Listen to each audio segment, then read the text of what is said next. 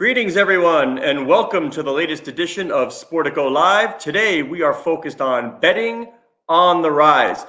The event is sponsored by our good friends at Genius Sports and Proscour. Oh, look at that. I say Genius Sports, and like amazingly, Mark Locke, the Chief Executive Officer, pops up. Also, Chris Halpin, Chief Strategy and Growth Officer at the NFL. Gentlemen, thank you very much for attending. Appreciate you being here. Thanks, Scott. Nice to see you. Hey, Chris. Nice to see you. Hey, Mark. Great to see you. Good afternoon. Thanks for having us, Scott. Of course. Congratulations are in order, by the way, Mark. Today, your first day of trading on the New York Stock Exchange.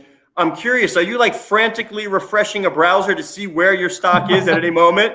Because, by the way, as of 10 seconds ago, you were up 6% on the day. So mazel tov. Yeah, well, thank you very much. No, we've been warned against the constant refresh. I think he wears out the keyboard, so we're just focusing on on sort of driving value and doing this sort of thing today. So it's a new world for us. Well, since we're discussing betting on the rise, I'm just curious if either gentleman had seen odds on Super League destructing in less than 48 hours. What were the numbers, Mark? Would have been what? I don't think anyone expected it to blow up that quickly. I mean, it's been talked about for a long time, and to sort of see it come rise up to the surface. I mean, there's a serious part to it, I think. I mean, I don't know what you think, Chris, but it sort of highlights, I think, some of the changes in the funding of broadcast and some of the issues that are going on in, I guess, in some of the areas of international sport, and it's really how it's manifested itself. It's quite an interesting space to be watching. Well, Chris, you know what I thought of when I saw how it was unfolding? I immediately thought of Wellington Mara, the old owner of the Giants, who really emphasized to all the leagues, even the big market teams and the small markets, when he was instrumental in revenue sharing, reminding everybody that we need somebody to play. We're in this together. So it just brought back Wellington Mara for me. No, when you work at the NFL, we say you stand on the shoulders of giants a lot.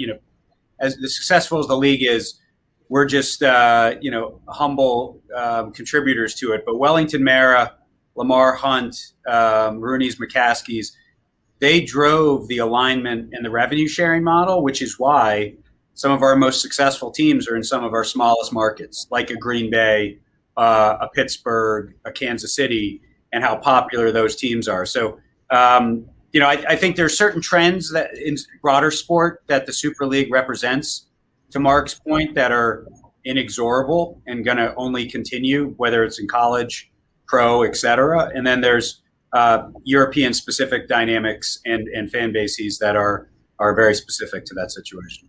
Well, European teams have for some time been enjoying the largesse of those placing a wager on the game, fairly new to the U.S. market. NFL obviously cashing in. We have a partnership with Genius. You just signed some other deals as well, just bringing billions in cash. We'll examine looking forward in a minute. But Mark, I want to look back for a minute because it's been about, 6 or 7 years since you asked me to host a panel on Capitol Hill. And we were sort of looking at, it seems like forever ago, but almost lawmakers seem clueless as to, what is this sports betting, even though, Europe had the model already. What seemed evolutionary to me this minute feels very revolutionary in the pace of change and adaptation. How about you? Do you see it the same way? Yeah, it's been quite an interesting journey. Watching how the US has evolved over the last few years. I mean, I think it's taken a fairly sensible road. The sport we've always advocated very, very heavily, and it's evidence in the partnerships, the global partnerships we have with sport, that this has really got to be, like you mentioned earlier, a sort of a cooperation. It's got to be a hand-in-hand partnership between all parties that are involved in this. The sports leagues, the fans, the sports betting companies, the media companies. Everyone's got to kind of come together, for the good of everyone, really. And I think what's happened in the US is, it's been an incredibly fast process. It's been done very, very well. The sports leagues, I think, have taken some fantastic steps, and this is obviously evidenced in the partnership that we're fortunate enough to have with Chris and with the NFL. But I think that there's an acceptance and a willingness to really sort of of drive that change and drive that partnership approach going forward to the good of all participants in it. Yeah, Chris, to outsiders, it may look like the NFL is rushing into sports betting now that we see the money, but you and I both know it's a very different case. You have been thinking about this for years and planning on how to approach. Can you take us behind the scenes at a sort of how you've been planning for this moment? Absolutely. I mean, I think the media has to have, and not putting you in the Scott, but a view one way or the other of NFL super slow to embrace or is too fast. The reality is, it was a long-term plan. To Mark's perspective, Mark's point, there was a common perspective pre-PASPA that we spent a lot of time explaining the reality to, which was that the illegal market in sports betting was predominantly bookies on the corner, cash, those types of activities. And as it was becoming clearer PASPA would be fully or partially struck down. We spent a lot of time looking at that illegal market, and the reality was it was bigger than anyone even realized. Heavily offshore sports books, done on mobile phones, in a market that should be legalized and be in the daylight of a regulatory environment, taxed, monitored, et cetera. The key decision point or the key path we would go down is what the early legalizations look like by states. Were they successful frameworks?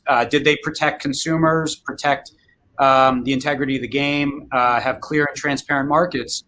And the reality is New Jersey, others have done a great job on that. And the states, as we've had continued legalization, there's by and large a model of the right frameworks. And we just saw Arizona pass, which we view as exceptional legislation. There are others in process. As it's legalized and as it's built national scale, we've had a clear framework of get our data out there, localize, open up sportsbook categories for clubs and legal markets. And then going into this season, we knew the time was right to revisit our data and sportsbook video partnership for the longer term. And we also knew it was the right time to open up national legalized sports books. And so, we're incredibly excited by our partnership with Mark. We've known Genius for a number of years and seen how that business has grown, matured, evolved, and the capabilities it has now, which we really viewed as singular. And then we're excited about the 3 blue chip partnerships we announced last week on the sportsbook side. And like everything, I mean, it's my old high school Latin teacher used to say, "Festina lente," make haste slowly. And you're never going to make everybody as happy as how quickly you're going or how slowly you're going. Do it in the right way for the long term. Mine used to say, "Scott, why aren't you paying attention?" But Mark, do me a favor. Can you just take me behind the scenes a little bit? You're entering into a discussion with the NFL. No secret, the most visible and valuable of the American sports leagues. So what are you taking to that discussion? What did you want to know, and what did you want to emphasize to them that you can provide? Yeah, I mean, I think it's fair to say that the conversations really started around, I guess, both of us realizing we have very shared visions actually for what sports betting and the future of fan engagement really is going to become. I mean, we see we as Genius see a convergence between all of the different areas, and the media, the betting. I always say, the line I use a lot is, there's no better tool to engage fans than a betting product. There's no way a fan's going to be more engaged than if they're going to win or lose a bet. And so as time's going on, we're seeing this convergence coming, and really, Chris and I had a conversation. We had a conversation with a number of the guys at the NFL, and it was really, I think, the fact that we saw, very, very similar futures. We saw eye to eye, in how, things are going to evolve, how the market's going to evolve, what the product sets are going to be, what's required from technology, which is obviously where we come from, in order to be able to sort of take that step forward and to really engage that, existing generation of fan, that next sort of, revenue stream for the sport, but also to engage that next fan, that next generation of fan. I always sort of talk about, if I watch my kids watching sport, they watch it in a very different way to how I watch it, and it's being cognizant of all of those things and having that technology stack that we feel that we can supplement and support the NFL's vision by providing as part of this partnership. So that's really, I think, where it came from. And I mean, your view, Chris, is similar, or? And it's really important what Mark has said, because it touches on a number of key factors of our approach to sports betting, how we've gotten comfortable of entering sports betting without alienating traditional non-betting fans, older fans, the values and the capabilities that Genius brought that were really differentiated and to power that.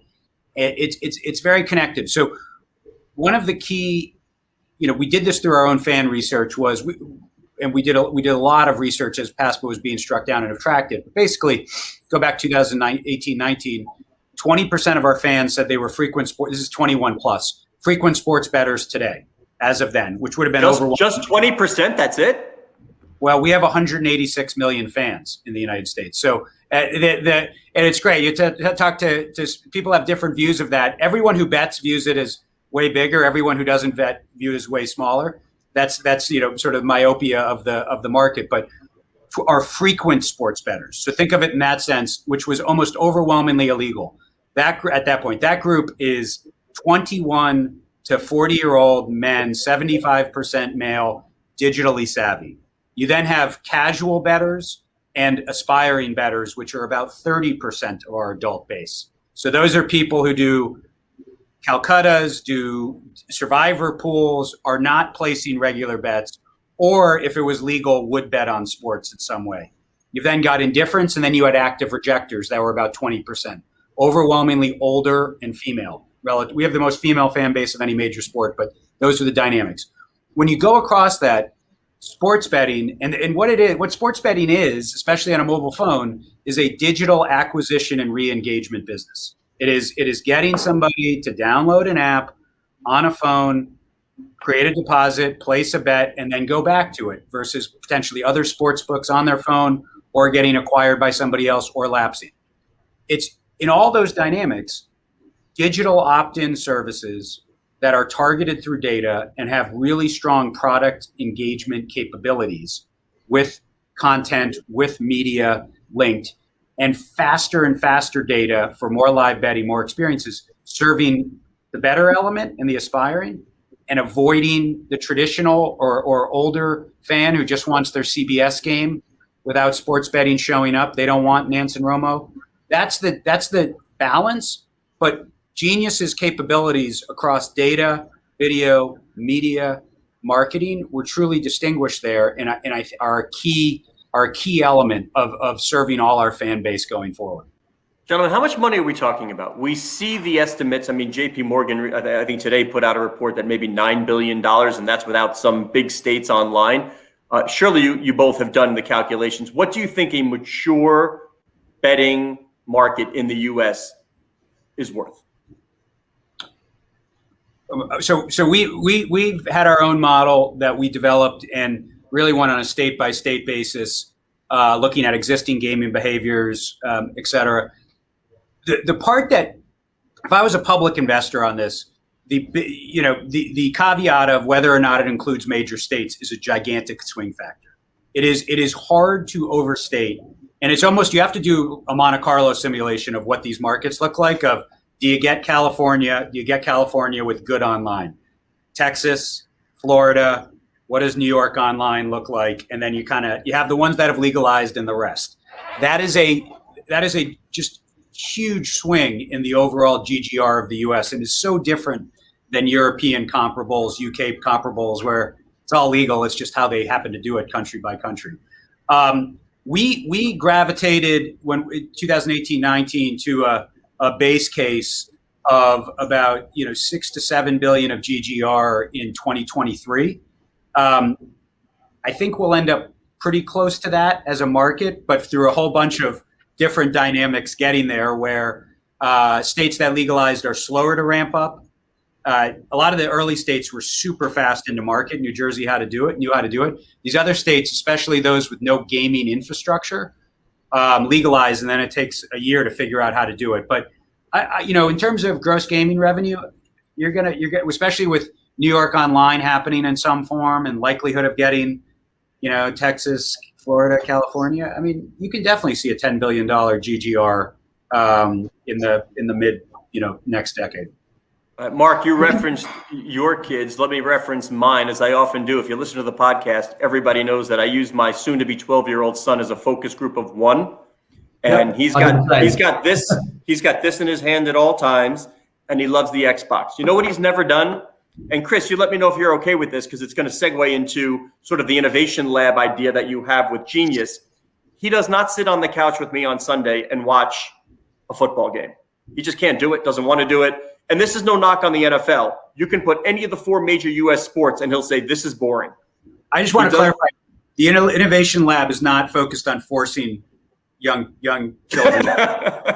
No, it's on encouraging them, finding new ways to engage. We're going to get to the buzzwords of engagement, second screen, right off of this little anecdote. If you give me a minute, please. But he knows every NFL player because he plays Madden. So he's engaged with your product. He just doesn't watch the games. Now we move to the innovation part, buzzwords of second screen, engagement, data. This is all part of the partnership as well. And like, Mark, you're the conduit to the media, not just the sports betting world, and all these associated products, right? This is why it's so valuable, not just people plunking down X amount of dollars on Packers versus 49ers. Yeah, I mean, that's absolutely right. I mean, the business model we run looks very much at the sort of the ethos that we started talking about earlier, about this convergence, this, all of the different areas of engaging fans and providing value to sports leagues and federations. So, things like collecting data to better engage the sponsors, get the sponsors to get a better result, engaging with the teams, working out, how to fill more seats, work out how you drive ticketing, all of these things. Can you give me a few more examples, Mark? Can you drill down on that? Give me some specifics of how sponsors and teams work together with how you're going to help them. So really, it's about the data. We as a business, we're a data business. We collect a lot of data, and what we want to do is we want to make the things that we talk to sponsors about, or we help the teams more. I should be clearer. We help the teams engage their sponsors better, just by making sure that the sponsors are getting the demographics and the things that they need from the data. So really, we think about it in quite a holistic way. We try and look at all of the different elements that drives value. We put the technology in place to do that, and we work out how do we better facilitate, I guess, the NFL, the teams, the owners, the players, the fans in each of the areas. So when we think about the commercials of the deal, when we look at the model, and you asked, how we think about the pricing of this, we're looking at all of those aspects when we when we engage with when we engage with the NFL on this. It's a really it's a really forward-thinking deal. It's cutting edge. Not only the technology that we provide, but I think the way that the NFL think about this and the way that they've engaged with this is really exciting. There's a huge amount of opportunity. The innovation, not the innovation lab we'll talk about in a second, but the actual innovations that can come from the combination of the technology, the data, the fans, the teams, all of these entities working together means that you're going to end up with some phenomenal products coming out of this, some really exciting new ways of consuming the sport, new data points that we're going to engage to consume the sport better, and hopefully we'll be able to get your son off his sofa. Well, I don't know if you get him off the sofa, but he's about to bust in the door. Chris, give me the coolest stuff that we can expect. Well, I just want to build on one thing before we do that with Mark. That anybody can take premium sports content, be it NFL, Premier League, whatever, and make money on it. You can take IP trademarks and make money on it. What Renee Anderson and her team would drive the sponsorships, Kevin LaForce and his team on the US Media BD side. What's key is partners who will drive fundamental innovation. So that is, with respect to data, that is speed, robustness, richness, also our next generation stats of the chips on the players, not just for sports betting, working with Genius, how do we evolve and make that more usable, more understandable for fans, identify fascinating, data visualization applications for our broadcasters. We added, this was a big data bowl innovation that we did a year ago, of coming up with an algorithm for expected rushing yards for a single play. So using major algorithms based on running back, team, formation, down, et cetera, expected number of yards, and then which running backs outperform and underperform versus expectations. That we're at the beginning, and this is beyond even sports betting, of those types of advanced analytics that really distinguish who is exceptional, which teams outperform. It's the next level of plus minus. And so as we apply those to sports betting, fan engagement, fantasy, which is still a gigantic platform for us, we are just going to have more targeted, individualized experiences coming out of this partnership. Scott, going back to your point, I think, first of all, every generation who's our age, when you looked at the people who are 12, you said they're crazy, they're doing something totally different. And then they age and get beaten down by life, have a mortgage, and normalize. I'm not trying to be grim. And then the next generation comes along that's even crazier and harder to explain. The one thing I'd say, though, is the narrative of, because my son loves sports and doesn't want to watch the game with me. This generation is used to control in a way that is, the ships are burned. We're not going back. And it goes to the David Stern. They want it, how they want it, where they want it, when they want it, all that. Yeah. I think. Well, I think probably some media people before David Stern said that. But yeah, that's the nature of on demand and where the market's going. It's still the opportunity to massively engage them. But, the Twitch generation and their expectations of what an interface looks like, what an experience looks like, the control is completely different and totally valid versus you and I sitting on the couch and flipping potentially to Red Zone, CBS, and Fox and going between games. That interface would make, my mother nauseous when she's watching her CBS game, but is base case for my nephew. And so where media is going in sport, there'll be opt-in sports betting experiences. There'll be pure data visualizations. We did a lot of testing with this in our wild card with ESPN alt broadcast. That market is going there, and you've got to have the capabilities, the data, the technology to serve all those fan groups, or you're going to lose them. Does the value of each eyeball, and we've heard a lot about sort of a diminution in linear television viewing, made up in other avenues, but does the value of each eyeball increase because you will have better access to those viewers and know more about them? Absolutely. I'd say we spend a lot of time on the data analytics side at the league thinking about fan lifetime value. And that is, where they are in their own behavior. So a season ticket holder would have the highest in-year value. A 18-year-old college kid would have very little value besides watching content, but has a large lifetime value arc, and how they grow generationally across that arc. So we manage, at the end of the day, the NFL should be worth the net present value of its entire fan base, plus like the cement in the stadia and that type of stuff. And so as you have data and can target and serve them better, they're worth more, and your connection to them is deeper.